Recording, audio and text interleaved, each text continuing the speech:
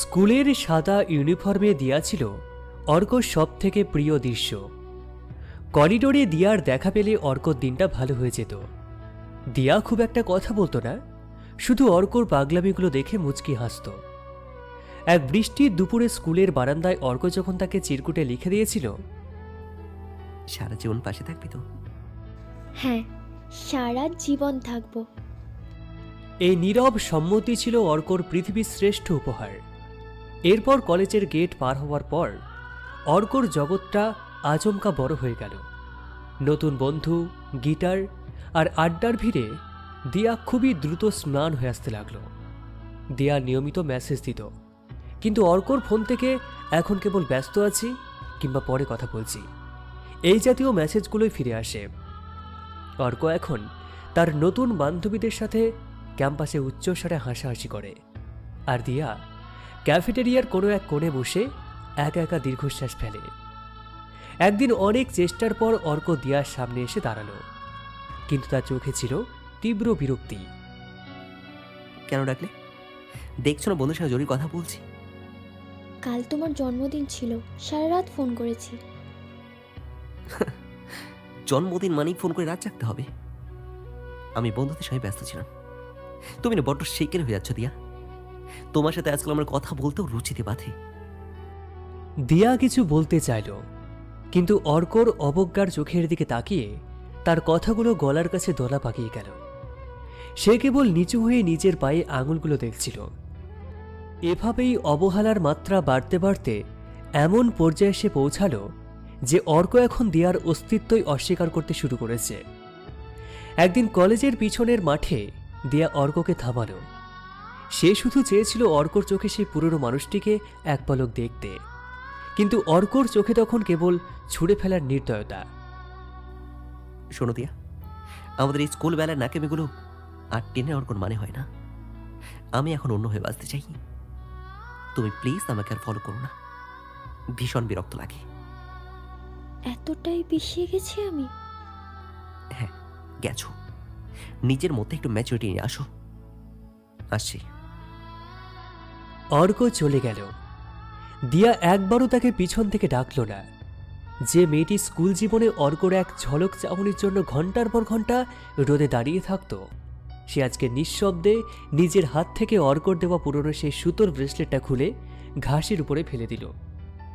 কোনো কান্না নেই, কোনো চিৎকার নেই, কেবল এক বুক নীরবতা নিয়ে সে চিরকালের মতো অর্কর জীবন থেকে সরে দাঁড়ালো।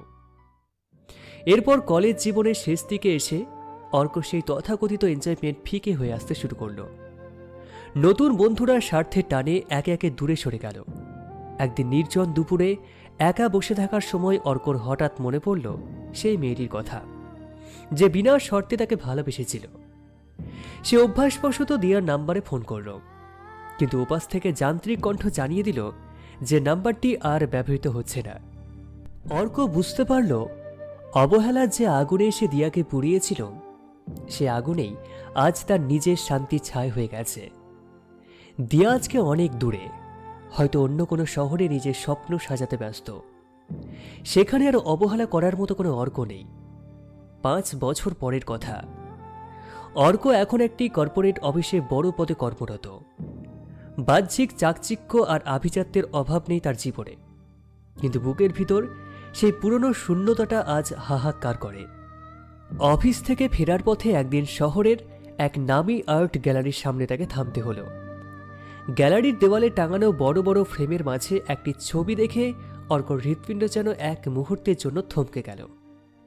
একটি নিঃসঙ্গ মেয়ের ছবি, সে সমুদ্রের দিকে তাকিয়ে আছে। ছবিটির নিচে শিল্পী হিসাবে ছোট করে নাম লেখা দিয়া। অর্ক স্তব্ধ হয়ে দাঁড়িয়ে রইল। পরক্ষণেই ভিড়ের মাঝে সে দেখতে পেল সেই পরিচিত মানুষটিকে, সেই একই মায়াবী চোখ, কিন্তু যেখানে আর আগের মতো করুণা বা অপেক্ষার কোনো ছাপ নেই। দিয়া এখন অনেক মানুষের ভিড়ে ঘেরা, সবাই তার কাজের প্রশংসা করছে। অনুষ্ঠান শেষে হলরুম যখন কিছুটা খালি হলো, অর্ক সাহস সঞ্চয় করে দিয়ার সামনে গিয়ে দাঁড়ালো। দিয়া তখন তার তুলিগুলো গুছিয়ে নিচ্ছিল। অর্ককে দেখে সে এক মুহূর্তের জন্য থমকালো, কিন্তু পরক্ষণেই এক টুকরো সৌজন্যের হাসি তার ঠোঁটে ফুটে উঠল। সে হাসিতে কোনো আবেগ ছিল না, ছিল কেবল যোজন যোজন দূরত্বের শীতলতা। অর্ক জিজ্ঞাসা করল, কেমন আছো দিয়া? অনেক পাল্টে গেছো তুমি। সময় তো কাউকে স্থির রাখে না অর্ক। আমি আসলে সেই দিনগুলোর জন্য খুব লজ্জিত দিয়া। তোমাকে আমি সেদিন যে কথাগুলো বলেছিলাম, ওসব কথা থাক, আমার আর মনে নেই। মনে নেই নাকি মনে রাখতে চাও না দিয়া? আমি কি আর একটা বার সুযোগ পেতে পারি না? দিয়া অর্কর চোখের দিকে একবার তাকালো। সেই চোখে একসময় দিয়া নিজের পুরো পৃথিবী দেখত, কিন্তু আজ যেখানে সে কেবল একরাশ অনুশোচনা ছাড়া আর কিছুই দেখতে পেল না। দিয়া ব্যাগটা কাঁধে তুলে নিল। চলে যাওয়ার আগে সে অর্কর খুব কাছে এসে দাঁড়ালো। তার কণ্ঠে কোনো রাগ ছিল না, ছিল কেবল এক অদ্ভুত স্থিরতা। জানো অর্ক, স্কুল জীবনে আমি যখন তোমার জন্য কাঁদতাম, তখন তুমি ব্যস্ত ছিলে বন্ধুদের সাথে। আর কলেজে যখন তুমি আমাকে অপমান করলে, তখন আমি শিখেছিলাম নিজের পায়ে দাঁড়াতে। আজ আমার জীবনে সব আছে, শুধু তোমার সেই অবহেলার জায়গাটা আর নেই। তোমাকে ছাড়া আমি বড্ড একা দিয়া। একাকিত্ব মাঝে মাঝে খুব ভালো অর্ক, এটা মানুষকে নিজেকে চিনতে শেখায়। ভালো থেকো। দিয়া আর পিছন ফিরে তাকালো না। গ্যালারির উজ্জ্বল আলো থেকে সে বেরিয়ে গেল বাইরের খোলা আকাশের নিচে। অর্ক সেই জনশূন্য হলের মাঝখানে দাঁড়িয়ে বুঝতে পারল, কিছু ক্ষমা চাইলেও পাওয়া যায় না, আর কিছু মানুষ একবার হারিয়ে গেলেও তাদের আর কোনোভাবেই ফিরে আনা সম্ভব হয় না। অবহেলার মূল্য আজ তাকে একাই শোধ করতে হচ্ছে। অব্যক্ত এক হাহাকার নিয়ে অর্ক গ্যালারি সে নিস্তব্ধ হলরুমে পাথরের মতো দাঁড়িয়ে রইল। দিয়ার চলে যাওয়ার পথের দিকে তাকিয়ে তার মনে হলো, আজ কেবল দিয়া চলে যায়নি, তার জীবনের শেষ সার্থকতাটুকুও তাকে উপেক্ষা করে ধুলো উড়িয়ে বিদায় নিল। পরবর্তী কয়েক সপ্তাহ অর্কর ছিল নরক যন্ত্রণার মতো। অফিস, মিটিং কিংবা ক্লায়েন্ট ডিল, কোথাও সে মন বসাতে পারছিল না। বাড়ি ফিরলে সে নিঃসঙ্গ ঘরটা তাকে গিলে খেতে আসে। সে নেশার মতো দিয়ার সোশ্যাল মিডিয়া প্রোফাইলগুলো খুঁজে বেড়াতে লাগলো। সেখানে দিয়ার হাস্যোজ্জ্বল মুখ, তার আঁকা ছবি আর দেশ বিদেশে ভ্রমণের অগণিত স্মৃতি। প্রতিটি ছবিতে দিয়াকে দেখে মনে হচ্ছিল সে এখন এক মুক্ত পাখি, যার আকাশে অর্ক নামের কোনো মেঘের চিহ্ন পর্যন্ত নেই। অর্ক এক রাতে ড্রয়ারের কোণ থেকে সেই পুরনো খামটা বের করল। স্কুল জীবনে দিয়ার দেওয়া সেই শুকনো গোলাপের পাপড়িগুলো এখন ঝরঝরে হয়ে গেছে। অর্ক সেগুলো হাতে নিতেই ভেঙে গুঁড়ো হয়ে গেল, ঠিক যেমনটা সে দিয়ার মনটাকে ভেঙে চুরমার করে দিয়েছিল কলেজের সেই ক্যান্টিনে। সেদিনের প্রতিটি নিষ্ঠুর শব্দ আজ অর্কর কানে প্রতিধ্বনিত হয়ে ফিরছে। তোমার সাথে আজকাল কথা বলতেও রুচিতে বাধে। নিজের করা সেই মন্তব্যে আজ নিজেই রক্তাক্ত হচ্ছিল অর্ক। অসহ্য যন্ত্রণা থেকে মুক্তি পেতে অর্ক একদিন দিয়ার বাড়ির নিচে গিয়ে দাঁড়ালো। ঘন্টার পর ঘন্টা দাঁড়িয়ে থাকার পর দিয়াকে দেখা গেল। সে গাড়ি থেকে নামছিল, হাতে কিছু ক্যানভাস। অর্ক পাগলের মতো তার সামনে গিয়ে পথ আগলে দাঁড়ালো আর বলল, দিয়া, দিয়া মাত্র 5 মিনিট, আমি আর সহ্য করতে পারছি না দিয়া, দয়া করে আমার কথাগুলো শোনো। অর্ক, এটা ঠিক হচ্ছে না।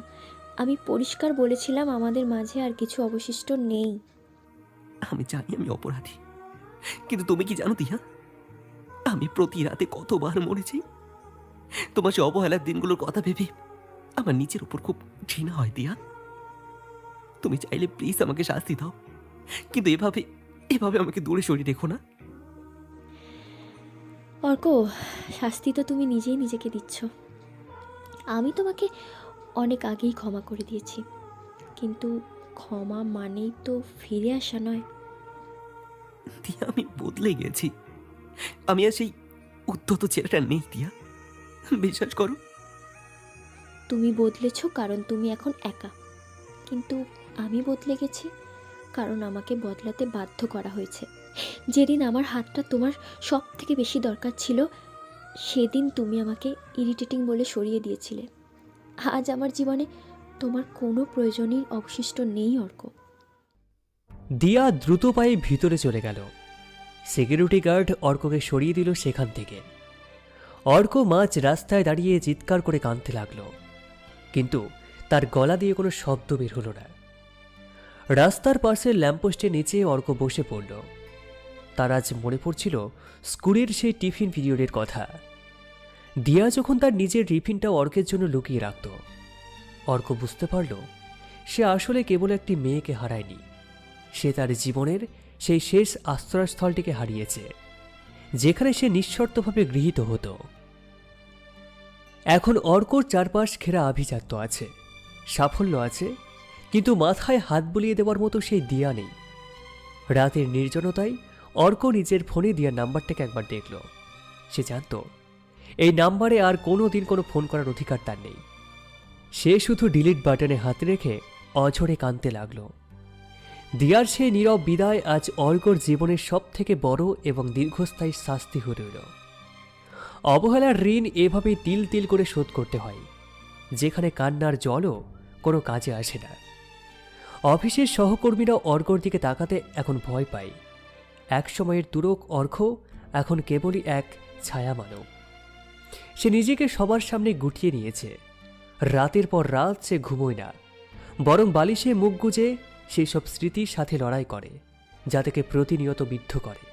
অর্ক মাঝে মধ্যে আয়নার সামনে দাঁড়িয়ে নিজের প্রতিচ্ছবিকে প্রশ্ন করে, কি পেয়েছিস দিয়াকে অবহেলা করে? কি পেয়েছিস আভিজাত্যে সেই মেয়ে কি অহংকার দিয়ে? আয়না থেকে কোনো উত্তর আসে না, শুধু অর্কর লাল হয়ে থাকা ক্লান্ত চোখ দুটো তার দিকে উপহাসে দৃষ্টিতে তাকিয়ে থাকে। অর্ক এখন বোঝে অবহেলার যে আগুনে সে দিয়াকে পুড়িয়েছিল, সেই আগুনেই আজ তার নিজের শান্তির ছাই হয়ে যাচ্ছে। প্রতিটি নির্জন রাত তাকে মনে করিয়ে দেয় সে শুধু একটা মেয়েকে হারায়নি, সে তার জীবনের একমাত্র শুদ্ধ আশ্রয়টি হারিয়েছে। শহর ছাড়ার সিদ্ধান্ত নিয়ে অর্ক স্টেশনের প্ল্যাটফর্মে এসে দাঁড়ালো। হাতে একটা একমুখী টিকিট। শেষবারের মতো সে দিয়ার নাম্বারে ফোন করল। কয়েকবার বাজার পর ওপাশ থেকে রিসিভ করার কোনো শব্দ শোনা গেল না। অর্ক কথা বলতে গিয়ে দেখল তার গলা বুঝে আসছে। এই শহর ছেড়ে চিরতরে চলে যাচ্ছি দিয়া। যাওয়ার আগে শুধু এইটুকু জানতে ইচ্ছে করছে, আমাকে কি ক্ষমা করা যায় না দিয়া?